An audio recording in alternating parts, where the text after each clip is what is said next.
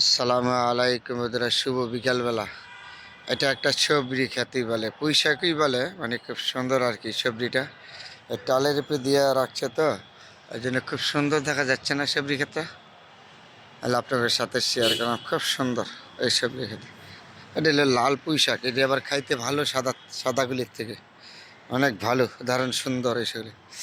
এখানে এলে যে এইগুলি লাউ শাক, লাউর ডোকাগুলি খুব সুন্দর না, হয়ে রয়েছে লাউ গাছগুলি। ঠিক বিকেলবেলা আপনাদের সাথে শেয়ার করলাম, জায়গাটা খুব সুন্দর। আমি একটা কাজে আসছিলাম, আইসা দিকে এখানে এত সুন্দর একটা জায়গা। এরপরে এখানে লাগায় রাখছি যে সাদের লাউ গাছ, কত সুন্দর সুন্দর পাতা, এত বড় লাউর পাতা, এত সুন্দর লাউ শাকগুলি।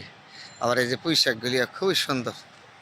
তাহলে আপনাদের সাথে বন্ধুরা শেয়ার করলাম, দেখে জায়গাটা আমার খুব পছন্দ হইলো বিকেলবেলা। আর এইগুলি হইলো কি জানেন, আবার বেগুন গাছ লাগাইতে, সেই যে বেগুন গাছ লাগাই। এটা তো শীত সিজন, তো আপনি মৌসুমি, তো এই সময় হিসাবে তরকারি আমাদের দেশে খুব ভালো তরকারি হয়। আমাদের তরকারির জন্য বাংলাদেশ খুব ভালো তরকারি, খুব সুন্দর না জায়গাটা। এই লাউ গাছগুলি, এই লাউয়ের পাতা, এত বড় পাতা আমি কখনো দেখিনি, কত সুন্দর বড় বড় পাতা। নিচে তো লাগালে সে বেগুন গাছগুলি, এগুলি বড় হবে তো পরে। আর এইখানে একটা বেগুন গাছ আছে খুব বড়, বেগুন হয়ে গেছে।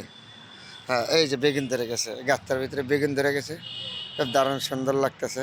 আর ফুল পড়ছে এগুলির মধ্যে।